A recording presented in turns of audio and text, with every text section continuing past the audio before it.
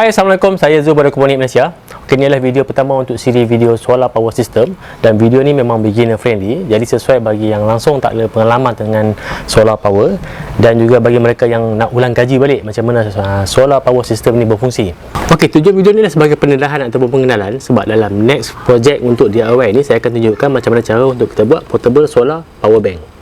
Untuk power bank tu nanti, semua peralatan dan komponen solar ni kita akan masuk ke dalam kotak ni berserta dengan bateri ni. Portable system macam ni sesuai kita jadikan sebagai power bank untuk camping, travel ataupun sebagai emergency power source semasa blackout.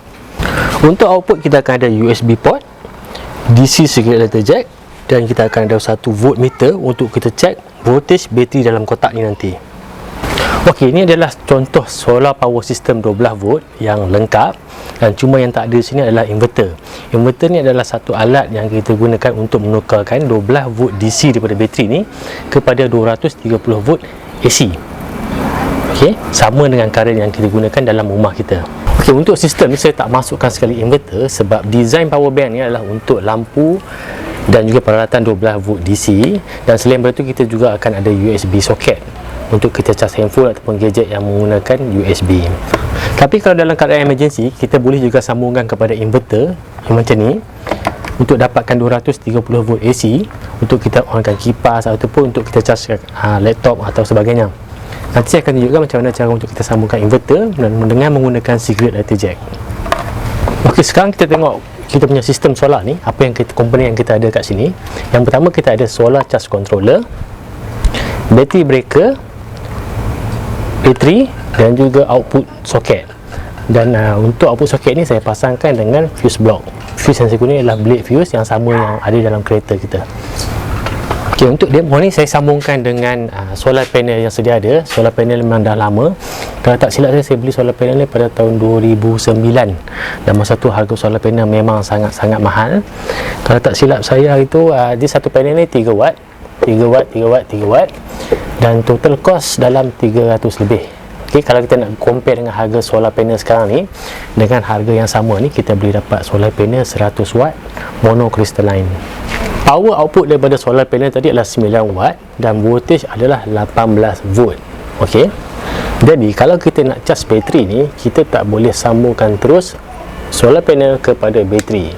Sebab untuk kita charge bateri ni, adalah contoh bateri SLA ataupun seal lead acid bateri. Okey, untuk kita charge bateri ni kita perlukan voltage antara 14.5 hingga 14.9. Okey. Tadi output dari solar panel adalah 18 volt. Jadi tak sesuai untuk kita sambungkan terus solar panel kepada bateri. Okey, apa akan jadi kalau kita sambung terus kepada bateri? Kalau kita sambungkan terus solar panel ni kepada bateri, yang pertama, bateri kita akan mengalami overcharging voltage dan bateri akan rosak. Yang kedua, bila kita sambungkan direct bateri dengan solar panel ni, bila bateri dah semakin tinggi voltage, current tadi dia akan patah balik kepada solar panel dan solar panel kita pun akan rosak. Okey, jadi macam mana cara untuk kita charge bateri dalam sistem solar ni? Okey, jawapannya ada pada kita punya peralatan yang seterusnya, iaitu solar charge controller. Okey, ini adalah solar charge controller. Fungsi solar charge controller adalah untuk mengawal tenaga elektrik ataupun voltage daripada solar panel sebelum masuk ke bateri dan juga sampai ke kita punya load. Okey, dalam solar panel ni, load adalah merujuk pada lampu ataupun kipas ataupun peralatan-peralatan yang menggunakan DC 12 volt yang kita nak hidupkan dengan menggunakan tenaga solar. Okey, dekat solar charge controller ni kita ada 1, 2, 3 terminal. Yang pertama kita ada solar input, battery input dan juga load. Okey, voltage daripada solar panel ni tadi adalah 18 volt, dan kita sambungkan solar panel ni pada input terminal untuk PV dekat solar charge controller ni. Jadi solar charge controller ni dia akan tukarkan voltage 18 volt tadi kepada 14.5 volt. Sebab 14.5 volt tu adalah voltage yang sesuai untuk kita chargekan kita punya bateri sini. Dan selain pada tu, solar charge controller juga berfungsi untuk stop charging sekiranya bateri sudah full charge. Sebab kalau bateri dah full charge tapi kita masih charge lagi, dan bateri ni akan rosak. Okey, itulah fungsi solar charge controller untuk start dan stop charging bateri. Okey, selain pada itu, solar charge controller juga ada fungsi yang kita panggil LVD, low voltage disconnect. Fungsi adalah untuk mengelakkan bateri kita daripada rosak. Okey, sebab bateri ni kalau kita over discharge, bateri ni akan cepat rosak. Jadi charge control ni akan kontrol kalau voltage ni dah semakin berkurangan, terlampau rendah, jadi dia akan matikan sambungan kepada load ni secara automatik. Dan seterusnya, bila bateri kita dah recharge, dah full charge balik, secara automatik dia akan onkan balik kita punya sambungan ke load ni. Terminal yang tengah ni adalah terminal untuk sambungan kepada bateri, dan dekat solar charge controller ni dia memang dah label positif dan juga negatif, dan setiap sambungan yang kita buat, sama ada sambungan ke panel, sambungan ke bateri ataupun sambungan ke load ni, mesti mengikut polariti yang betul. Okey, kita ada positif, negatif, positif, negatif, positif, negatif. Okey, untuk terminal bateri ni, yang merah, yang positif ataupun merah ni kita sambung kepada positif bateri, dan yang negatif ni kita sambung kepada negatif bateri yang berwarna hitam. Okey, komponen kita yang seterusnya adalah bateri. Ini adalah bateri SLA ataupun Seal Lead Acid Battery. Bateri ni adalah 12 volt, dia punya kapasiti 7.2 mAh. Dalam power bank nanti kita akan gunakan 2 biji bateri dan kita akan sambung dengan cara selari, so kita boleh gandakan jumlah mAh ni. Okey, tapi kita punya voltage masih lagi 12 volt sebab kita sambung secara selari. Okey, kalau sambungan secara selari ni, kita akan dapat voltage yang sama tapi kita akan gandakan jumlah mAh. Jadi nanti kita akan dapat 7.2 darab dengan 2, so total kita akan dapat 14.4 mAh. Okey, kalau sambungan secara siri pula, kita akan gandakan voltage daripada 12 akan menjadi 24, tetapi kita punya nilai mAh masih sama, iaitu 7.2 mAh. Jadi disebabkan kita punya sistem adalah sistem 12 volt, jadi kita akan sambung secara selari, dan pada masa yang sama kita akan dapat jumlah mAh yang lebih. Okey, bateri SLA ni banyak kita tengok digunakan dalam UPS ataupun alarm sistem, dan juga kadang-kadang digunakan dalam DC backup power supply. Okey, itulah bateri yang sama, mungkin dia punya kapasiti saja berbeza. Okey, bila kita cerita pasal bateri ni, sebenarnya bateri ni adalah satu komponen ataupun elemen yang sangat penting dalam solar power system ni, terutama dalam sistem off the grid ni. Okey, sebenarnya bateri SLA ni bukanlah satu bateri yang terbaik untuk sistem solar, tapi kebanyakan kita memang kita gunakan bateri SLA ni sebab bateri SLA ni bateri yang paling murah dan mudah kita dapat dekat pasaran kita dekat Malaysia. Kenapa saya cakap bateri ni bukanlah bateri yang terbaik? Okey, contoh, katalah bateri kita ni 12 volt 7.2 mAh. Okey, sebenarnya kapasiti bateri ni memang 7.2 mAh, tapi okey, kapasiti yang kita boleh guna ataupun kita boleh discharge hanyalah 50% daripada 7.2 mAh.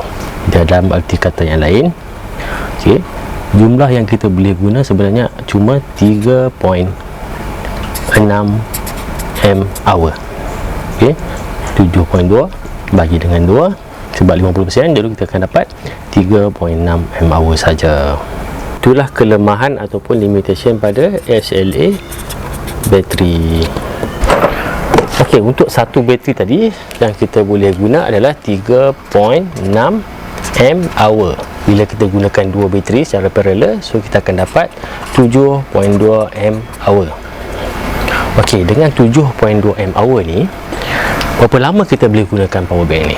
Sebagai contoh, katalah kita gunakan pump oksigen ataupun water pump yang jenis 12 volt DC, dan dia punya penggunaan current adalah 1 A.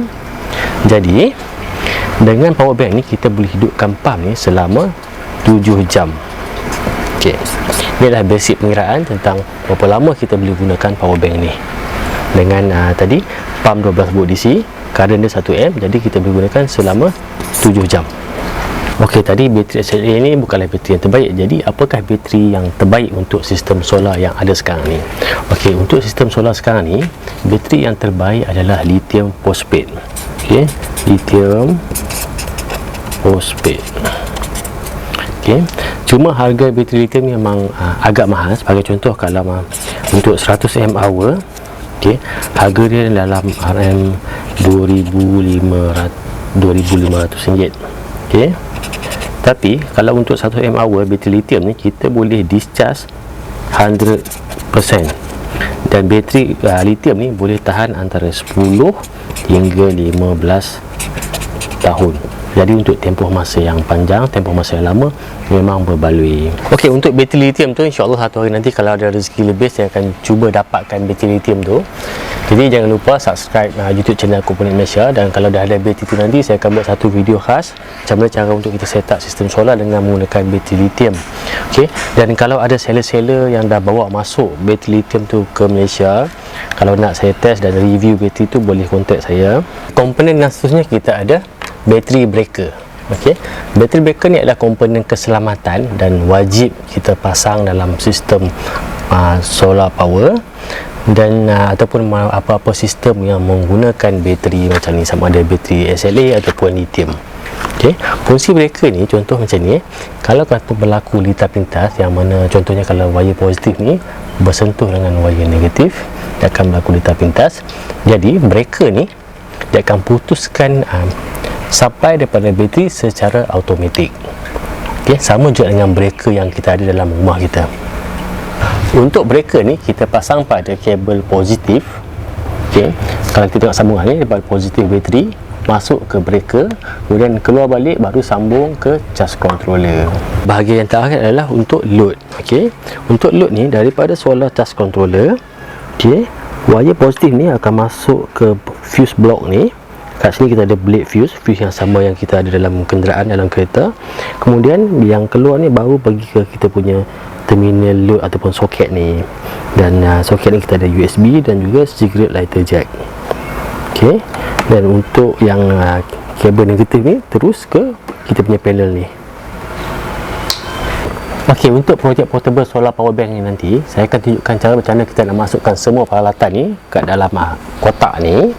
Dan selain daripada tu saya akan tunjukkan juga macam mana cara untuk kita charge kita punya portable power bank ni dengan menggunakan AC power dekat dalam rumah kita, dan juga macam mana cara untuk kita charge dengan menggunakan cigarette lighter jack yang ada dalam kereta kita. Okey, dan untuk projek ni sebenarnya kalau kita tak ada solar panel pun kita masih boleh buat sistem ni, sebab sistem ni cuma menggunakan solar charging system dan tak semestinya kena ada solar panel. Okey, setakat ni saja untuk video kali ini. Sampai kita jumpa lagi, dan jangan lupa like dan subscribe YouTube channel Komponen Malaysia. Assalamualaikum.